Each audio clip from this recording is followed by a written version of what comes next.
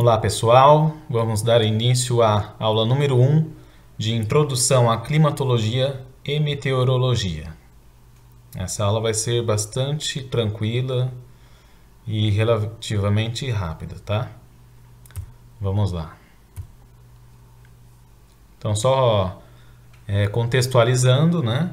Naquele diagrama conceitual da disciplina, hoje vamos dar início então a um pouco de alguns conceitos relacionados à atmosfera em geral, tá? Então aqui a gente só vai fazer uma breve introdução ao tema da atmosfera. Especificamente aqui são os tópicos que vamos abordar nessa aula, tá ok?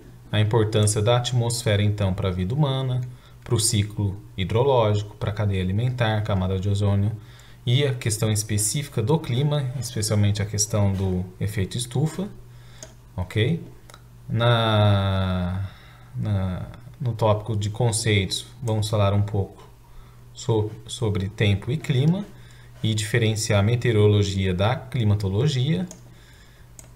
Abordaremos também bastante rapidamente a questão da importância das ciências atmosféricas e um pouco como que ela foi se desenvolvendo ao longo da história da humanidade. Por fim, da atmosfera em si, falaremos sobre questões de escala, variação vertical da pressão, variação vertical da temperatura e camadas da atmosfera e composição atmosférica. Bom, primeira pergunta que vou fazer para vocês, tá? Para a vida humana, do que precisamos para viver? Certa vez eu perguntei isso em aula e um aluno gritou dinheiro e outro gritou amor. Pessoal, não era bem esse tipo de pergunta que eu quis dizer. Na verdade, eu deveria ter sido um pouco mais específico, né? Mas o que eu quero saber aqui de vocês, o que precisamos, né, para viver no sentido fisiológico, né, para a gente, né, para o nosso corpo sobreviver. Então, eu vou pedir para vocês pensarem numa resposta, né, a primeira coisa que vem à mente de vocês. E vocês depois vão, claro, vocês vão saber, eu vou colocar a resposta aqui para ver se bate com a primeira coisa que vocês pensaram, tá? Foi isso que vocês pensaram? Água, né? Claro, a gente precisa de água para viver. Do que mais a gente precisa? Comida, claro, né? E por fim, ar. Tá ok? Tenho quase certeza que boa parte de vocês pensaram principalmente aqui, né, como primeira coisa que a gente precisa para viver, a questão da água. Na verdade, a gente precisa da combinação dos três, né, em diferentes quantidades, é o que veremos a seguir. A água todo mundo sabe, todo mundo sempre ouve falar que a gente precisa, em média, de 2 litros de água por dia, né, e considerando aí a densidade da água, isso equivale mais ou menos a 2 quilos de água por dia. Isso, né, é tranquilo, todo mundo já internalizou isso. Comida, a gente sabe que em média um ser humano também precisa, né, de ingerir, né, alimentos que vão totalizar mais ou menos 2.000 calorias por dia. Tá? Isso aí vai corresponder aproximadamente a 450 gramas por dia, tá? Claro que vai depender aí da questão se é carboidrato, se é lipídio ou se é proteína, cada um tem uma correspondência entre a quantidade de caloria para a quantidade de gramas, tá? Mas vamos colocar aqui em termos médios, tá? 2.000 calorias por dia equivalem aí a 450 gramas de alimentos por dia. E o ar? Quem que sabe aqui a quantidade de ar que a gente precisa consumir por dia? Alguém aqui sabe dizer? Acho que ninguém aqui deve saber dizer, né? A questão do ar, a gente não tem que se preocupar, assim como a água e com a comida, em ficar bebendo água, em ficar ingerindo os alimentos. O ar simplesmente é uma ação involuntária, a gente simplesmente respira, né? Inspira o ar e expira de volta para a atmosfera. Então a gente não fica preocupado. A quantidade de ar que eu tenho que... hoje eu tenho que inspirar tantos litros de ar. Não existe isso, né? Simplesmente a gente respira, né? Não pensa e por conta disso, claro, que é uma ação involuntária do nosso organismo. Mas existe, claro, pessoal, isso não é difícil de obter, mas é possível estimar qual a quantidade média, né, que um ser humano respira por dia, tá? E essa estimativa, vou falar logo depois, vamos falar um pouco aqui a questão, voltar à questão da água. Isso a gente também, a gente sabe, né, que a gente consegue ficar algum tempo sem ingerir água, né? Às vezes a pessoa ocorre, por exemplo, algum tipo de acidente ou um terremoto, alguma coisa, a pessoa fica presa lá nos escombros. E a gente sabe que tem pessoas que sobrevivem por dias, né? Então o pessoal coloca, lógico, por cima, isso vai depender muito de organismo, questão da idade da pessoa. Crianças costumam sobreviver mais, tá? Então a água a gente consegue ficar sem ingerir qualquer quantidade de água por 3 a 5 dias. Tá? Isso em média, é uma estimativa, e dependendo, claro, da situação em que a pessoa se encontra. Comida, a gente já consegue, em média também, ficar, né, de 1 mês a 40 dias sem ingerir qualquer tipo de alimento. Vai depender também de cada pessoa, da reserva que cada pessoa vai ter de gordura no corpo, mas a gente já consegue ter uma noção aqui que a gente consegue ficar realmente muito tempo sem ingerir qualquer tipo de alimento. Tá? Porque o nosso corpo já possui algumas reservas, né, de energia. Voltando à questão do ar. Pararam para pensar mais ou menos? Pensem por cima. E quantos litros será que a gente respira por dia de ar? Difícil, né? Saber. Daria para fazer uma estimativa por cima. Cada respirada é tantos litros, tantas respirações por minuto, vezes hora, vezes... Enfim, a gente conseguiria chegar a uma estimativa, mas alguém já fez isso pela gente, tá? Então, quantos litros a gente respira, né? Isso foi uma estimativa, né, obtido por alguns pesquisadores, que a gente respira, então, de 6 a 10 litros por minuto de ar. Isso vai corresponder, então, a 10.000 litros de ar por dia. Isso aqui quase, né, equivale a 10 metros cúbicos, né, de ar por dia. Considerando a densidade do ar, isso corresponderia a 12 quilos por dia de ar que a gente inspira. E lógico que expira depois, enfim, que a gente respira. É bastante coisa, né, pessoal? Ainda bem que essa quantidade de ar, enfim, o que a gente inspira, a gente expira também, né? O que a gente coloca para dentro dos nossos pulmões, a gente vai também estar devolvendo depois para a atmosfera. E claro que existem as trocas gasosas aí dentro, né, do nosso organismo, inspirando, absorvendo o oxigênio e depois emitindo, né, o gás carbônico. Então, essa quantidade não fica armazenada na gente, né? Se falasse, de repente a gente inspirasse 12 quilos por dia, imagina, né, as mulheres, enfim, a questão de, né, de a gente ficar preocupado com essa quantidade, vou engordar 12 quilos por dia, não é, claro, não é bem isso, fazendo essa brincadeira aqui, mas não existe isso, né? E, por outro lado, o que a gente vai colocar aqui? A gente, além de ter a necessidade de respirar uma quantidade enorme de ar, a gente consegue ficar efetivamente sem ar por segundos ou minutos, tá?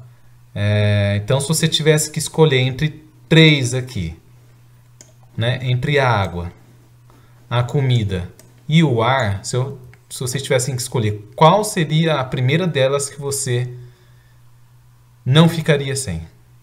Se você tivesse que escolher, você tem que escolher 2 delas. Qual que você escolheria para sobreviver? Você escolheria qual? Com certeza seria o ar, o primeiro deles, né? Porque se você ficar poucos segundos ou poucos minutos sem o fornecimento de ar, a gente sabe que a gente vai a óbito.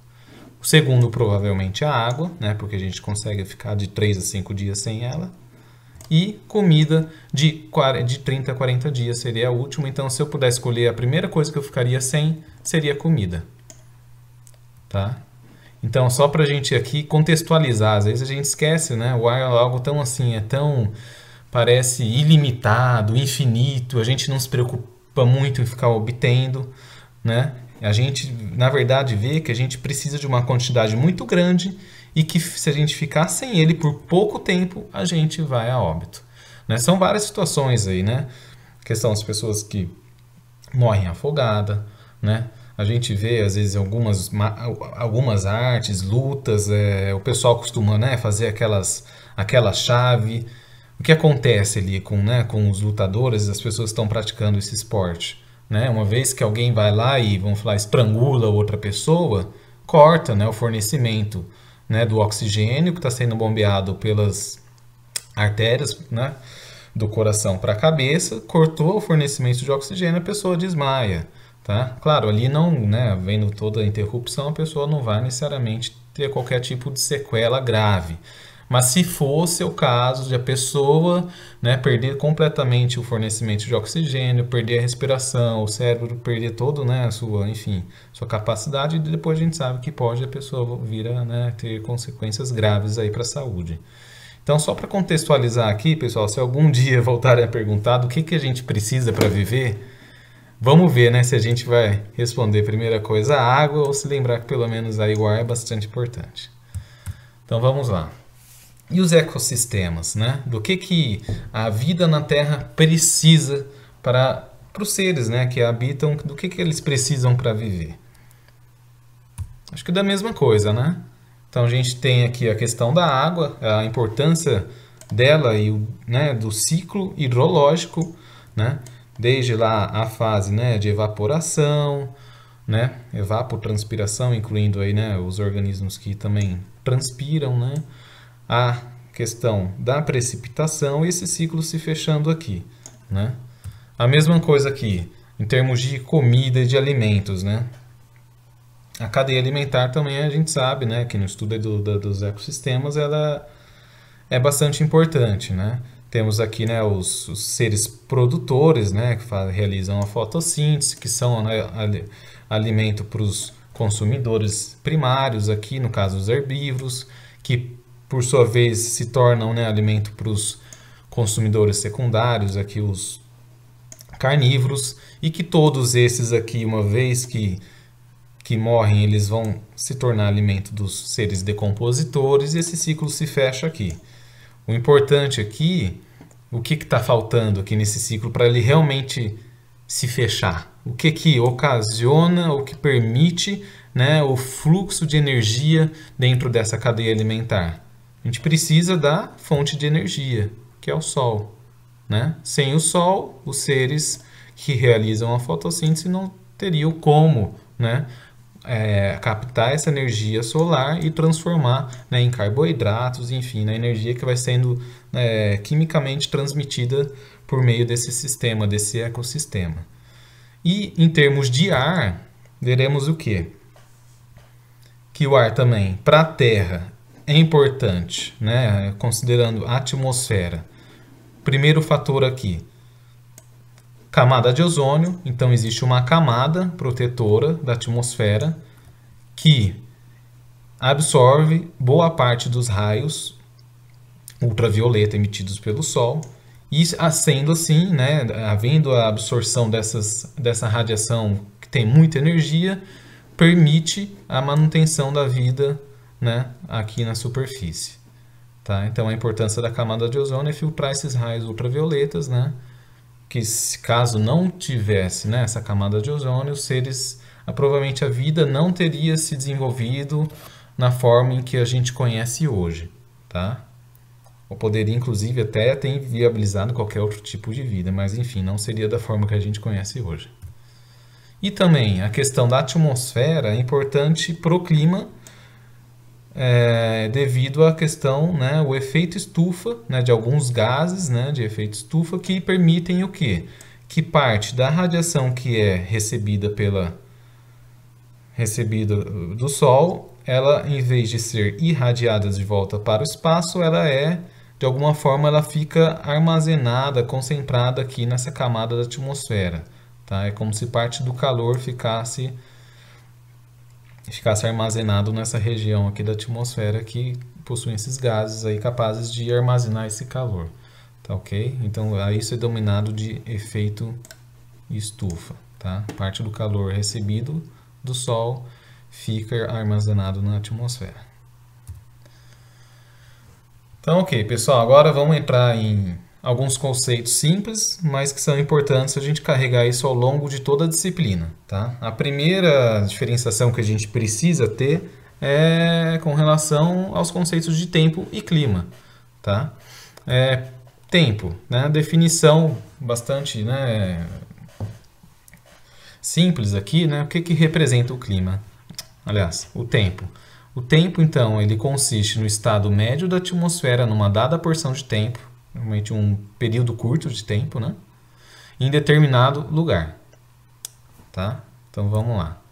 Ele representa, então, o estado instantâneo, né, dessas condições atmosféricas. É importante aqui, às vezes, a gente... na língua portuguesa, a palavra tempo ela pode ter dois significados. Isso vai depender do contexto, caso a gente não coloque na frente duas palavras para diferenciá-la. Tá? Então a gente vai ter primeiro o tempo meteorológico, que é o que vamos ver aqui ao longo de toda a disciplina, e o tempo cronológico. Tá? Claro, de acordo com o contexto, nem sempre a gente vai ficar falando meteorológico, tá? Simplesmente a gente vai falar de tempo e no contexto a gente vai saber que está se tratando desse tipo de tempo aqui. Essa possível, né, ambiguidade que pode gerar o termo já não existe no inglês, né? Enquanto que, né, para o tempo meteorológico a gente existe a palavra weather, para tempo cronológico, em inglês a gente tem a palavra time. Então isso, né, no inglês já não existe tanta confusão e no caso do português a gente tem que ficar atento aí, né, ao contexto em que se insere a palavra tempo. Tá ok? Clima, por sua vez, o que é?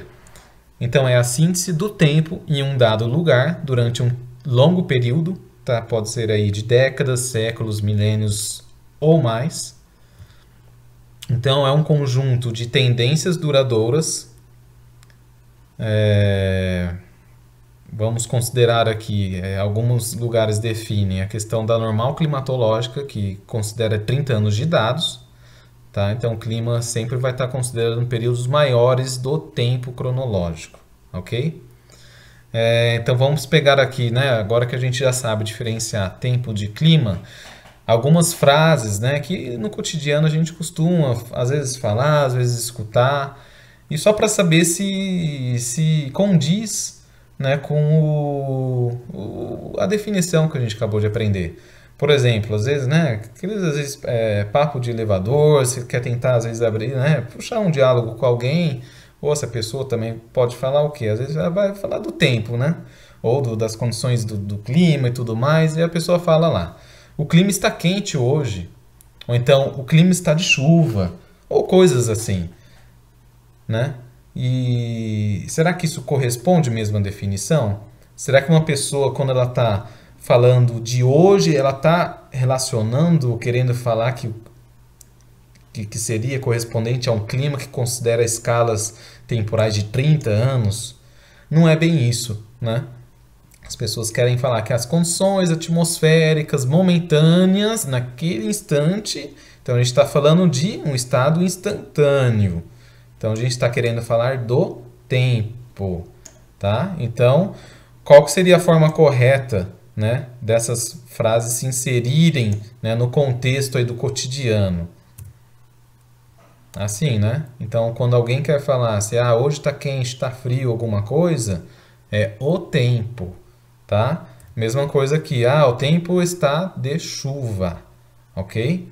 Essa é a forma correta, conceitualmente dizendo, né, de aplicar esses dois termos que a gente acabou de diferenciar aqui agora, tá ok? Claro que no dia a dia as pessoas não têm não tiveram muitas vezes esse aprendizado. Se ela falar, o clima está quente hoje, a gente que já sabe, vai entender, mas conceitualmente, né, como a gente está aqui se dedicando para aprender, a gente tem que, pelo menos, a gente falar da forma correta, tá? Seja no âmbito profissional, principalmente, né? Mas também no cotidiano sempre bom a gente aplicar aquilo que a gente está aprendendo aqui ao longo da nossa formação acadêmica, né, e profissional. tá ok? Então vamos lá. É uma frase que o pessoal coloca muito, né? E às vezes ajuda a gente a memorizar. É essa daqui. Clima é o que você espera, tempo é o que você tem. A gente vai entender melhor isso daqui, pessoal, com os gráficos que eu vou colocar na sequência, tá ok? Mas clima, vamos falar que é uma média. Clima é esperar que no frio, que no inverno vai fazer frio. É esperar que no verão vai fazer calor, de um modo geral, tá? Isso não impede que durante o inverno a gente tenha dias mais quentes. Ou ao contrário também, às vezes ao longo do verão a gente tenha dias mais frios. Apesar de você estar esperando, ó, vamos pegar a frase aqui. Clima é o que você espera. Então, eu espero que o clima no inverno, né? Ele me fala que no inverno os dias costumam ser frios. Eu espero que aqueles dias sejam frios. Mas tempo é o que você tem. Então, num dia que se encontra, né, na fase de inverno, eu tenho um dia quente. Tá? Então, as coisas são, né, às vezes elas são... O que a gente tem é diferente do que a gente espera. Tá? E eu vou mostrar isso no gráfico, a gente vai entender mais pra frente melhor isso daí. Em termos de escala temporal, vamos pensar também nessa frase, ajuda a gente a memorizar. Que se o tempo é o relógio, então o clima é o calendário. Tá? Então o tempo é o que a gente tem aqui, é o que a gente olha aqui no pulso. Tá?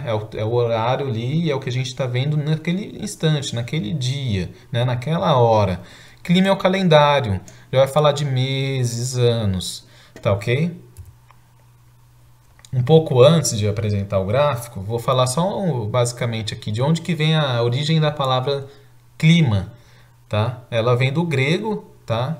Dessa forma aqui, tá? Aqui no alfabeto grego, tá? E aqui seria uma forma mais, né, adaptada ao nosso alfabeto, mas o significado dele, qual que é? Inclinação. Clima significa, né? Até a palavra clima lembra de inclina, né? Clina, tá? Então, essa palavra surgiu da inclinação. Então, isso daí desde a época lá dos filósofos, né, gregos, eles já sabiam que o quê? Né? O Sol, né, boa parte da radiação incidente aqui na Terra, eles sabiam que no Equador era a região que mais recebia radiação, né? E eles sabiam também que, claro, a distância, né, quanto mais longe a gente estivesse do Equador, né, em direção então aos polos, menos, né, energia tinha. Isso era por conta da inclinação da Terra, tá? Era essa concepção que eles tinham na época e, claro, naquela época eles tinham, né, boa parte lá dos filósofos já sabiam, né, eles já entendiam a Terra como um globo, tá? Então isso daí já era um conceito assim antigo de que a Terra sim era redonda e que ela tinha uma inclinação que permitia esses diferentes climas, né, que eles colocaram basicamente climas quentes nas regiões equatoriais e climas, né, de características mais frias quanto mais longe estivesse do Equador. Tá? Então essa é a origem da palavra clima. Tempo e clima, continuando aquele gráfico que eu falei que mostraria para vocês. Então, o que é esse gráfico aqui? Temos aqui a temperatura do ar, tá ok? Temos aqui o dia do ano, tá? Então, aqui vai ser 1º de janeiro, aqui vai ser 31 de dezembro, tá? O que a gente percebe aqui em linhas gerais? Então, é um gráfico de temperatura do ar, dados diários, tá ok? Foram coletados, né, uma vez por dia. A gente vai ver aqui que no começo do ano a gente tem período de verão, correto? Da mesma forma a gente tem verão no final do ano. E no meio do ano, né, lá nos meses de junho e julho, a gente vai ter o período de inverno, correto? Correto, né? Então isso daqui é o dado de um ano, tá? Então a gente tem o que aqui? A gente poderia dizer que a gente está olhando as condições do tempo. Para cada um desses dias aqui, a gente está vendo, né, um valor, né, de temperatura que corresponde àquele dia. Então é uma situação diária. Tá? Claro que eu também poderia ter gráficos aqui com resoluções horárias, enfim, mas a gente está colocando nesse exemplo como uma resolução diária. Tá ok? Isso para um ano. Se eu for acrescentar aqui mais um ano, tá? Um outro gráfico para mais um ano, e eu vou acrescentando vários outros aqui, ó. Vocês veem que cada ano tem um comportamento, né? Os dias nunca são necessariamente iguais. Isso não existe quando a gente está falando de condições atmosféricas, tá? Nunca a gente vai ter um ano igual ao outro. A gente pode ter anos parecidos, com algumas características parecidas. Então vamos até o final. Estou acrescentando mais alguns gráficos. Tá ok? A gente vê que ele já está bastante, né, sobreposto. Então, vamos voltar aqui, ó. Eu coloquei vários, se eu não me engano, são 30 anos aqui, tá? 30 gráficos. O que que a gente vê aqui?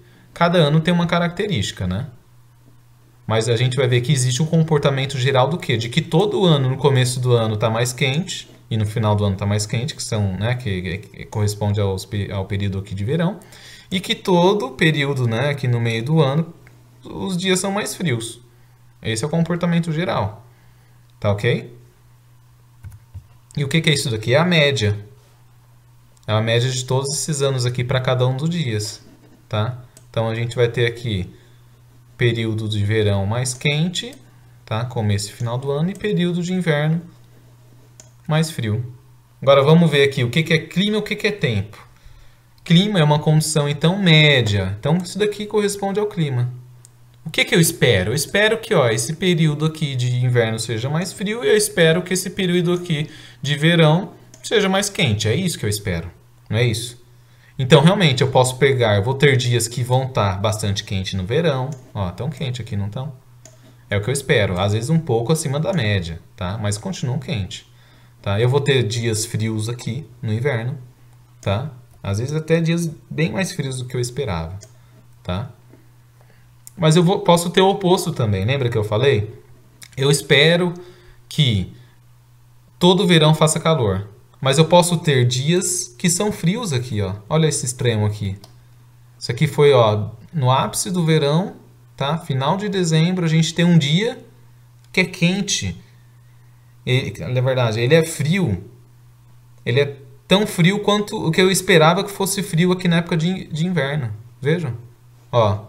Nessa temperatura, se eu puxar para cá, ele estava tão frio quanto, né, o clima esperado na época de inverno. Então, o que que eu esperava aqui? Ó, eu esperava clima. Ó, clima é o que você espera. Eu esperava um dia quente.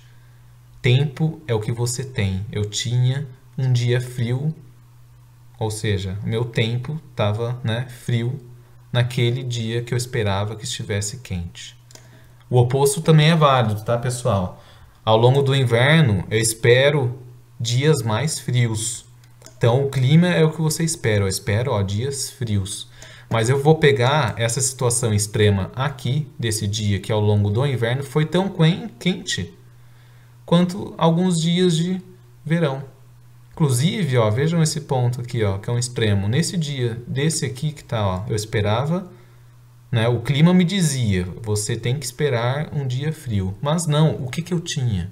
Era um dia, né, cujo tempo apresentava temperatura, né, até maior do clima de verão, que era esse daqui que eu esperava. Tá? Então, a frase agora se encaixa bem, né? Clima é o que você espera, tá? Tempo é o que você tem, que são todas essas variações aqui possíveis. Tá ok? Tranquilo, né?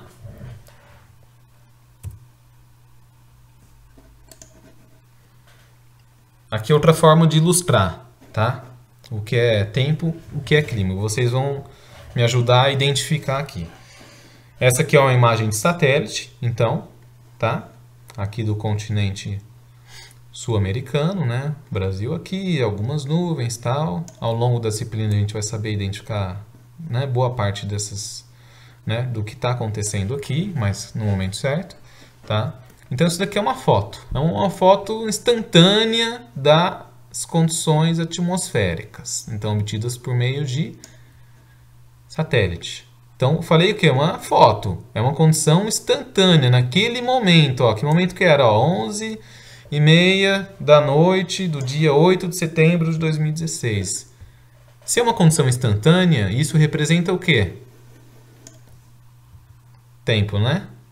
Tranquilo, né? Vamos para esse gráfico aqui, agora para esse mapa. Então, aqui, esse mapa aqui é um mapa de...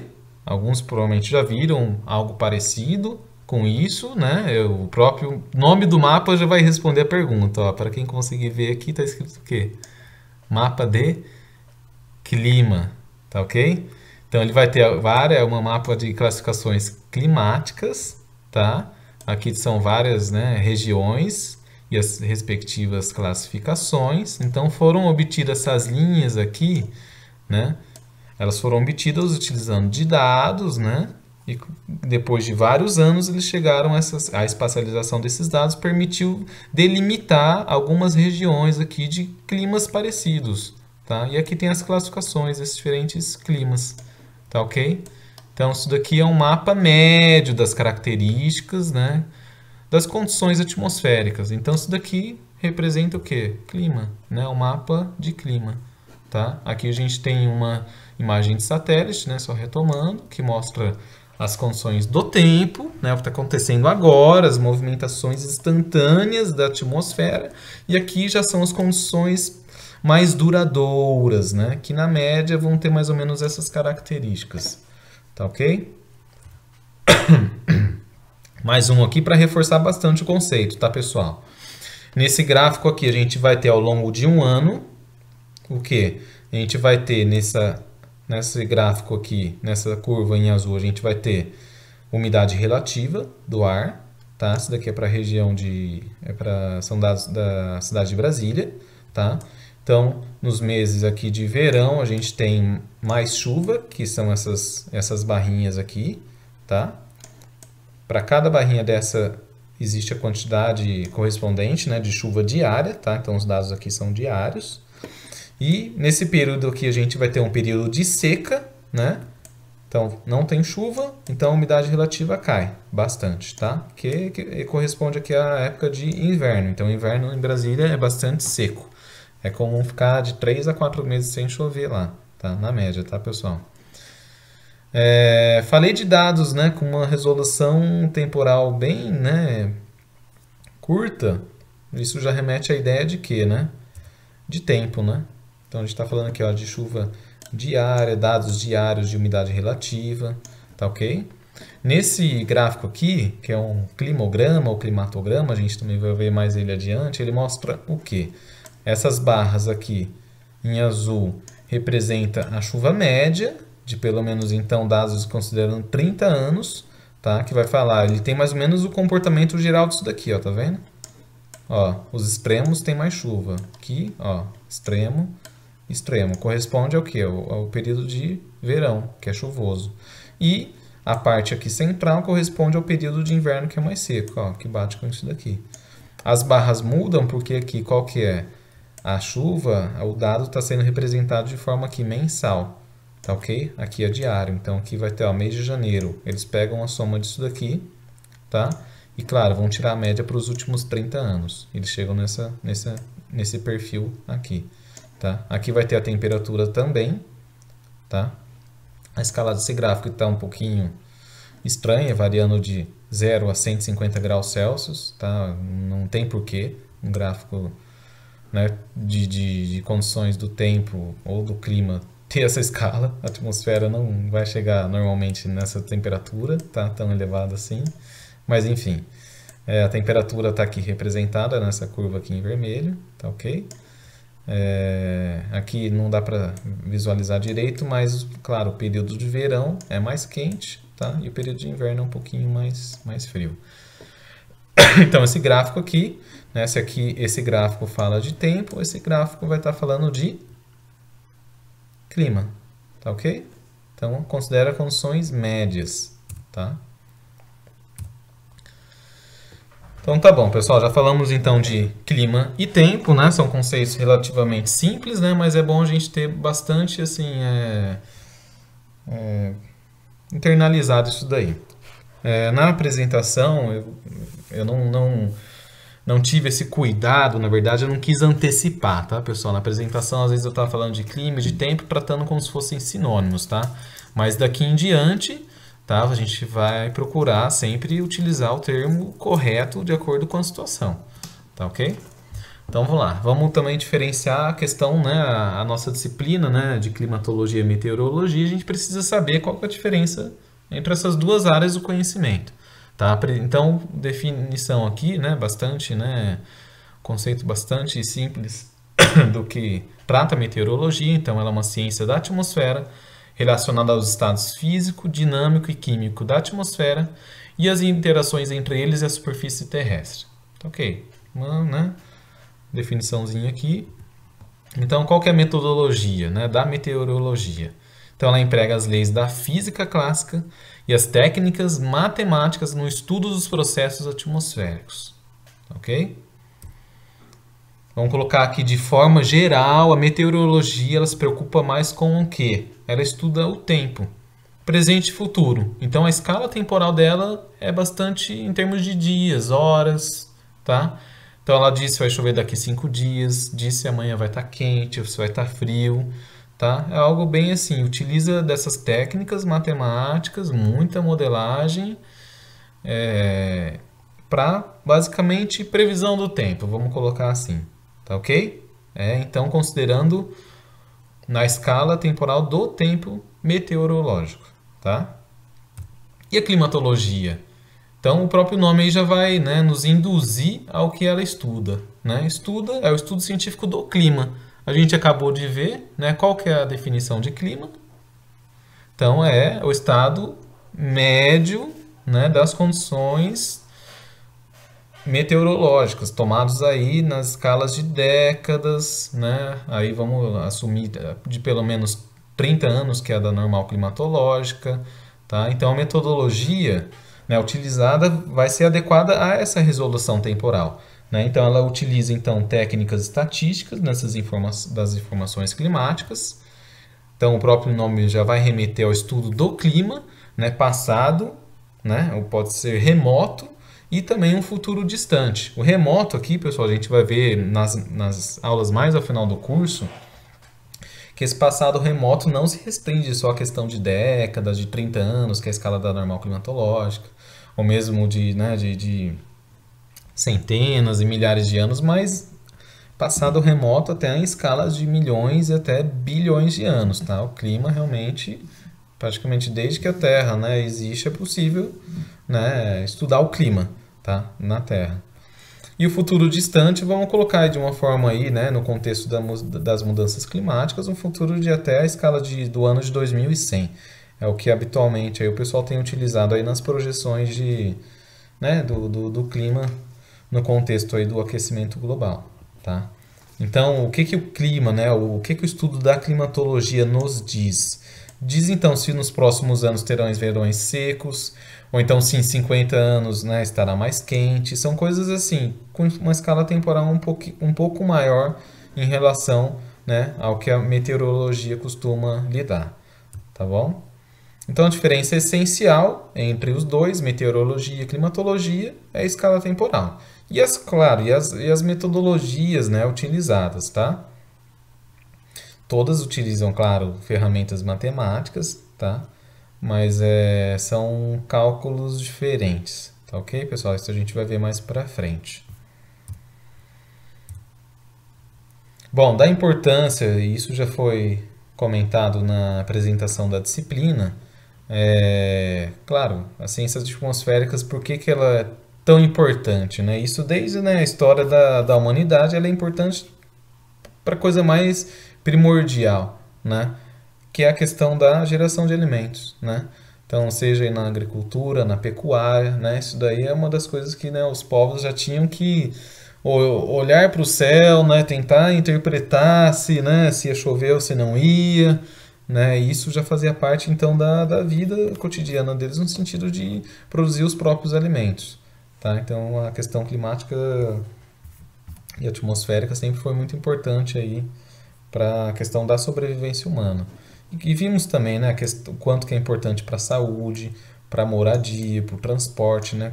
dependendo das condições do tempo naquele dia, é o que nos vai dizer se a gente, né, vai usar determinado tipo de roupa, né, como que isso pode afetar no transporte nosso do dia a dia, o transporte aéreo, o transporte marítimo, né, a questão de como, né, as edificações são construídas, a questão de como que, né, os períodos frios impactam a saúde das pessoas, né, e as doenças respiratórias, gripe e outras, tá? Então, estudar a atmosfera tem, claro, uma importância em vários contextos, né? Aqui a gente vai ver de forma geral, mas claro, sempre tentando aí ver como isso repercute na formação do engenheiro ambiental, tá ok? Vamos lá então. Um breve histórico, só para a gente, né, entender assim, hoje a gente usa várias tecnologias, né? E a humanidade está pouco tempo relativamente utilizando, né, dessas tecnologias tão avançadas aí da microinformática, era digital, enfim. Tudo começou antes, né? Sempre começa lá na época dos filósofos, né? Eles praticamente observando a olho nu, eles conseguiam desvendar vários mistérios aí da natureza, né? Então, Idade Antiga eu classifiquei aqui, né? A questão, o instrumento era a observação humana, né? E essa capacidade, né? E a criatividade de tentar entender os fenômenos da natureza, inclusive, no caso, a atmosfera. Então, até o século, né? Até o século V a.C., as populações, né, acreditavam que os fenômenos do tempo eram controlados pelos deuses, tá? Isso era, claro, uma limitação da cultura daquela época, tá, pessoal? A partir então de 400, né, 400 anos antes de Cristo, o filósofo Hipócrates, né, foi o primeiro, né, a ele é atribuído a primeira, vamos falar, o primeiro estudo mais, vamos falar, científico, né, e filosófico da questão da atmosfera. Então, a publicação, né, o estudo dele foi, né, ficou conhecido como Ares, Águas e Lugares. Tá? Então, ele já foi né, a ele é atribuída o primeiro, vamos falar, estudo mais formal da questão atmosférica. Tá? Logo depois, em 350 a.C., Aristóteles também fez um estudo mais aprofundado, né, sobre a atmosfera, então ele teve o seu documento, né, aqui conhecido como meteorológica, tá? Tiveram vários outros depois, mas eles são, vamos falar, os pioneiros nesses estudos, tá, pessoal? A gente passou, claro, uma boa fase da humanidade aí, né, a questão da Idade Média, muitas estagnações científicas, né, e retrocessos, inclusive, né, onde não se acreditava mais que a Terra era redonda, tinha toda uma questão, né, enfim. E isso, né, com o tempo, né, retomou, porque os filósofos, né, já acreditavam que a Terra era redonda, então teve alguns retrocessos. Mas logo após, né, vamos colocar aí a partir do século XVI, então, um período ainda na Idade Média, né? Mas já numa fase em que algumas celebridades, vamos falar da área científica, começaram a despontar, vários conceitos científicos começaram, né, a se consolidar.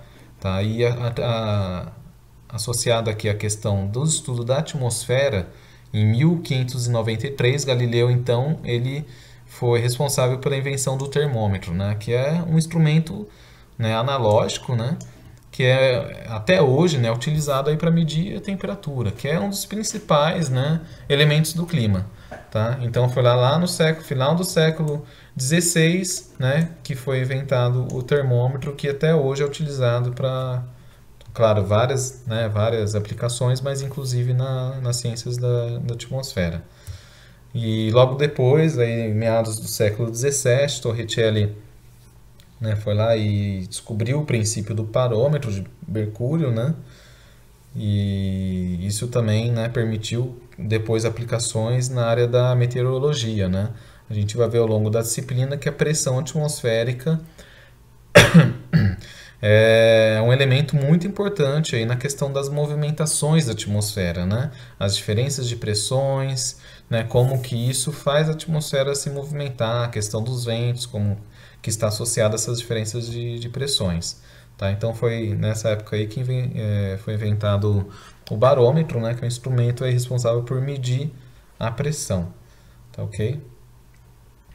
E terceira e última idade, eu vou classificar aqui como contemporânea, já aí considerando aí século XIX, né? Seria o advento aí dos instrumentos digitais, né? Em 1832 foi inventado o telégrafo. Com o telégrafo, porque vamos imaginar, desde essa época aqui, ó, que o pessoal inventou o termômetro e o barômetro e vários outros, né, instrumentos vieram depois, a gente vai ver em detalhes quais os instrumentos que são utilizados na meteorologia. Desde essa época, e logo depois, eles começaram a sistematicamente medir as condições do tempo, né? Imagina antes, claro, nós como seres humanos também somos sensores, por exemplo, de temperatura. Nós sentimos que está mais ou menos frio ou mais ou menos quente. Mas isso vai depender de pessoa para pessoa, né? Uma pessoa que já está habituada com calor, diferente de uma pessoa que às vezes já tá, né, já cresceu num lugar extremamente frio.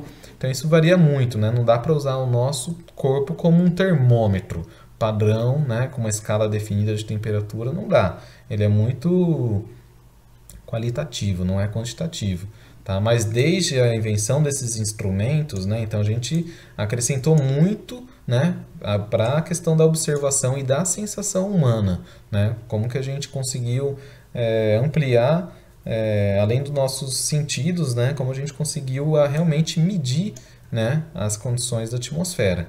Então, desde essa época aqui, então, final do século XVI em diante, começaram a medir, né? Inventou o termômetro, começou a medir a temperatura ao longo do dia, começou a estudar né, a atmosfera, tá? Então, claro, depois foram, né, instaurando vários serviços meteorológicos nos diferentes países. Isso, claro, se desenvolveu de uma forma pioneira na Europa, né?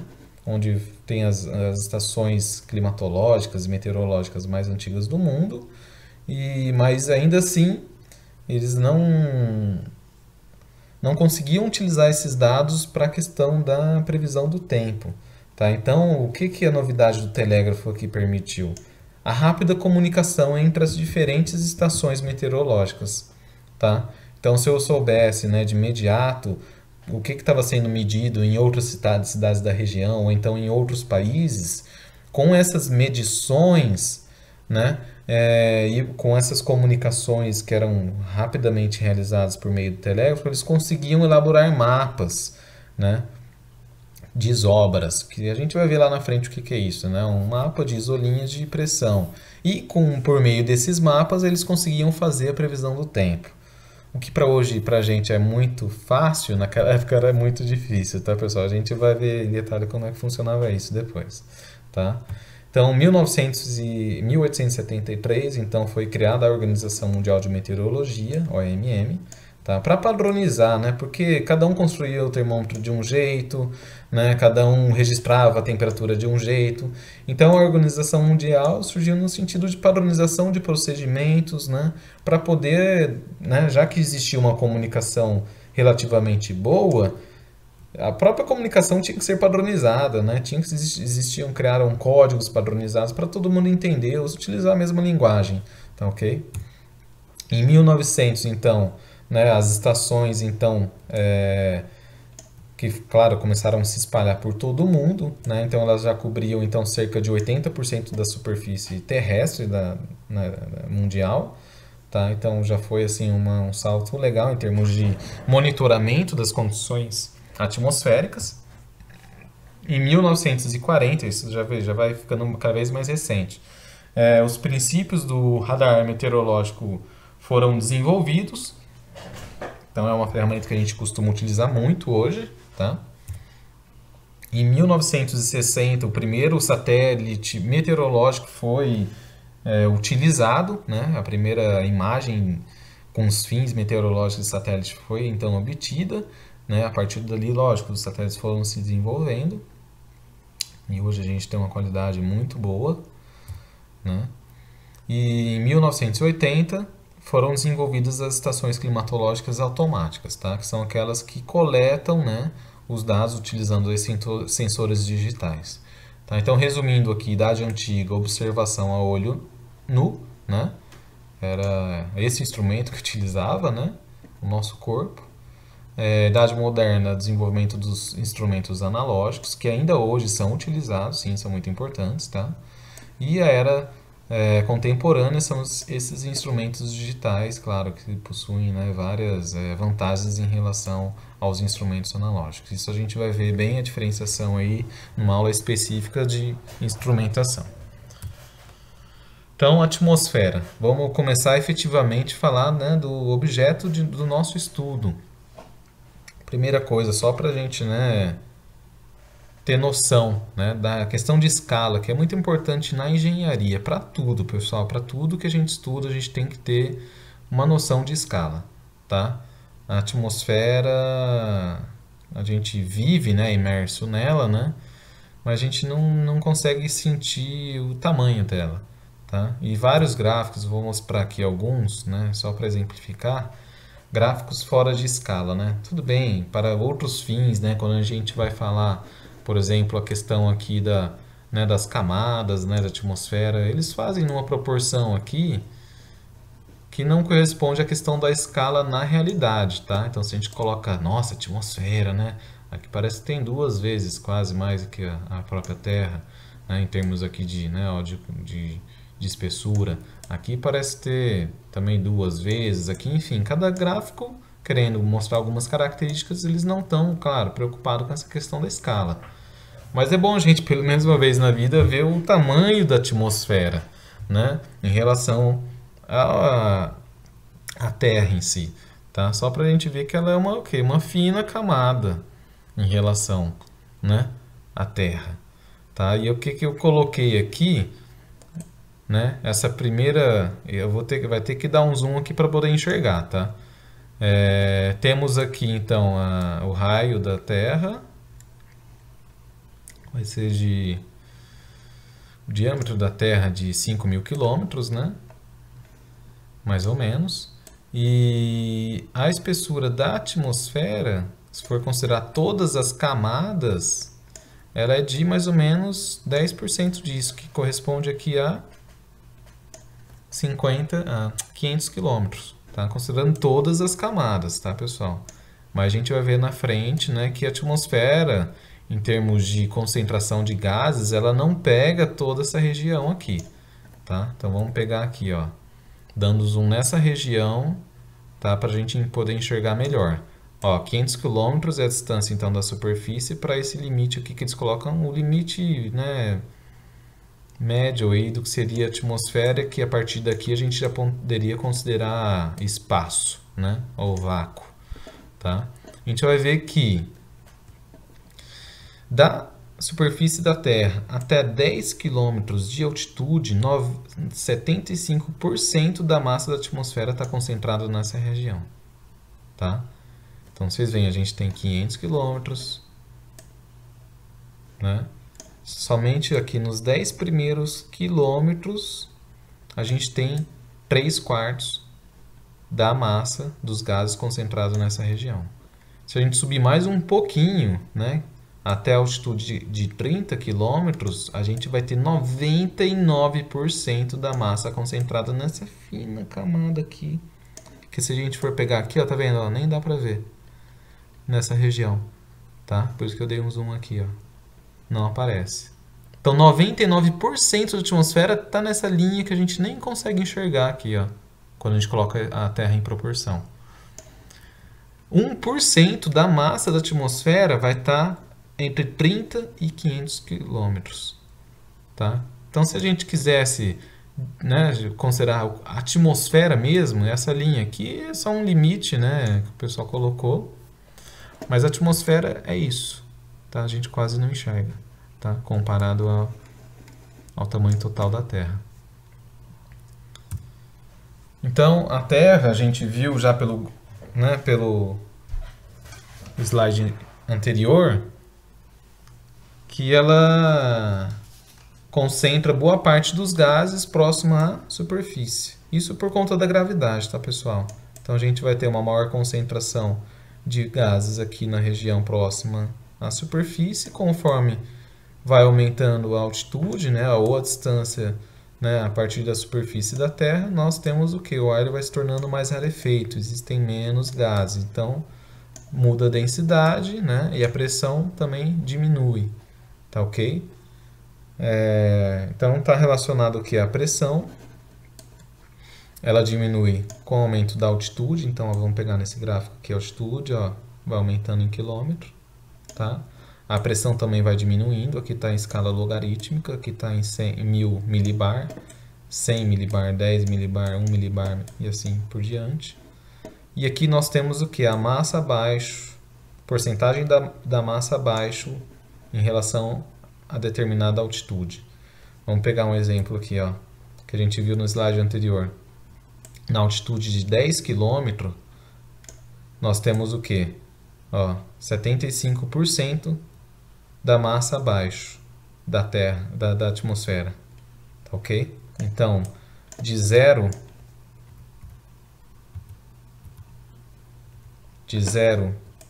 né, da superfície até 10 km, eu tenho 75% dessa massa.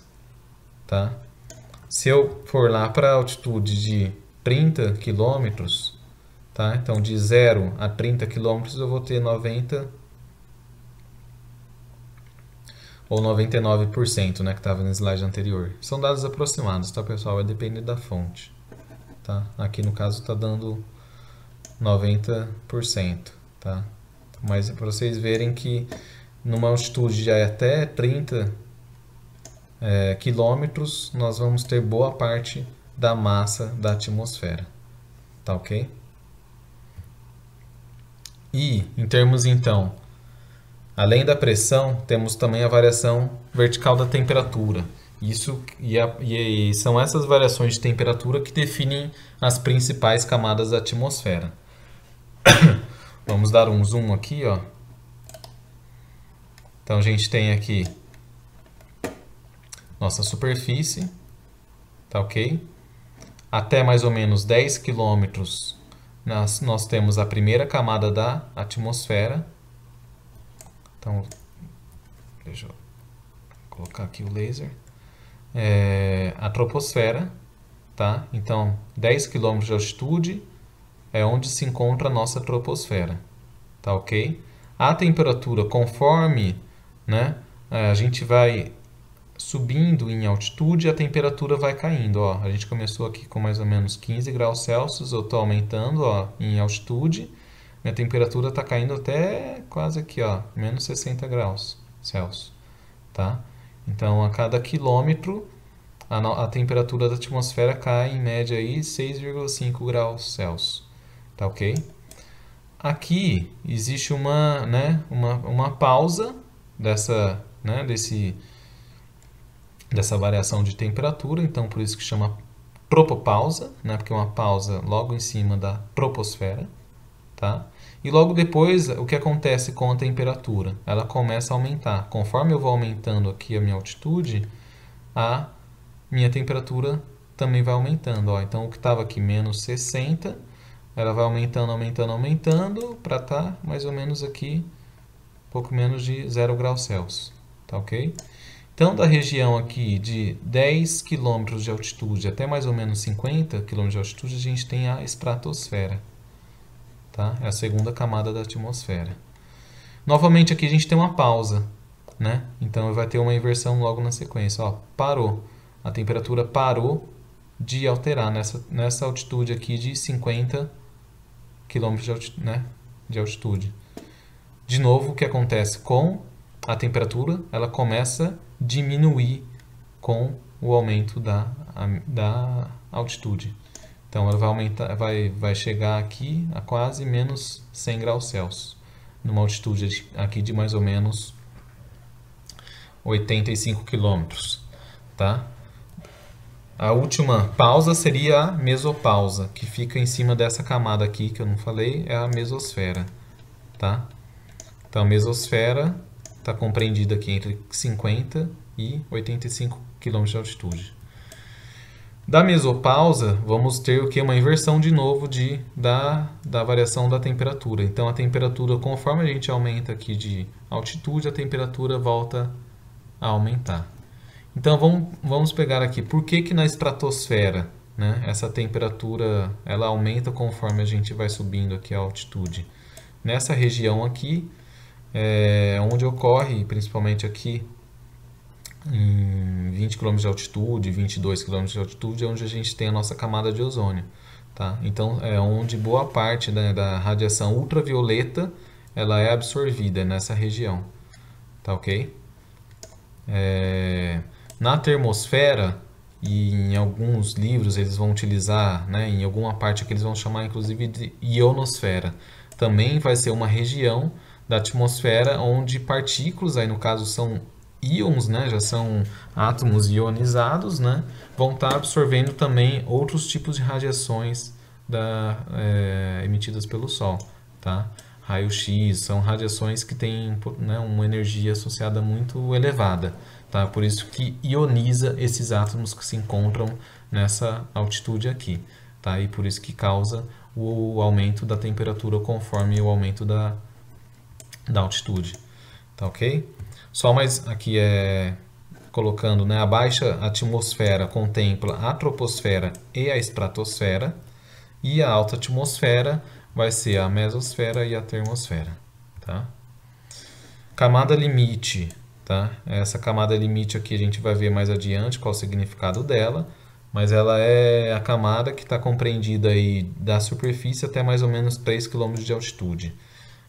Para fins aí da disciplina, a gente vai estar estudando os fenômenos que ocorrem na troposfera, tá? É onde boa parte da água se concentra, onde, né, os fenômenos atmosféricos, nuvens, precipitações ocorrem nessa região, tá ok, pessoal? E é onde realmente boa parte dos gases, né, até 10 km, a gente viu lá nos slides anteriores, que concentram aí 3/4 da massa da atmosfera.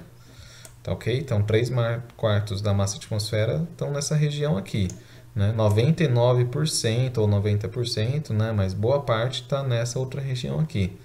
Os fenômenos atmosféricos, para fins aí da disciplina, a gente vai estudar que estão nessa região. Tá ok?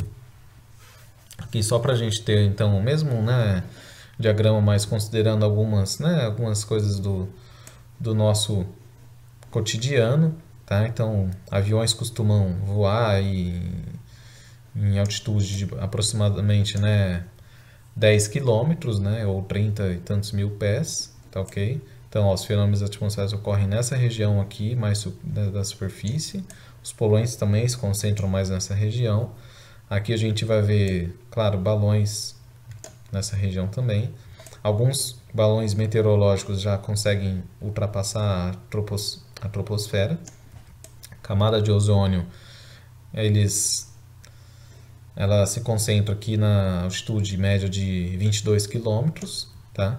Aviões supersônicos conseguem, né, atingir altitudes bastante elevadas, tá?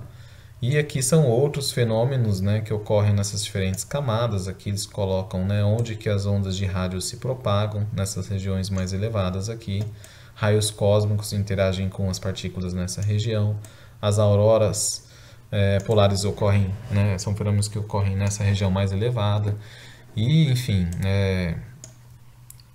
naves aeroespaciais já ficam em altitude bastante, né, elevada, os satélites ficam já além da termosfera ou exosfera, que já seria já o espaço, né, propriamente dito, né, onde não tem praticamente nenhuma partícula de gás, tá? E essas são as camadas da atmosfera, tá? Uma forma bem assim tranquila e didática aí que o pessoal costuma dividir só para a gente concentrar, né, na verdade, nessa parte aqui superficial da atmosfera.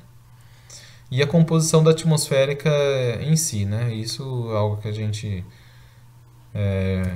já ouviu falar, né? Então a gente sabe que a atmosfera ela tem os gases majoritários aqui, nitrogênio, né, compondo aí 78%, né? O oxigênio 21% quase, né? E o argônio quase 1%, e o restante são gases denominados como gases esprasso, né, ou minoritários, né? Então a gente vai ter diversos aqui,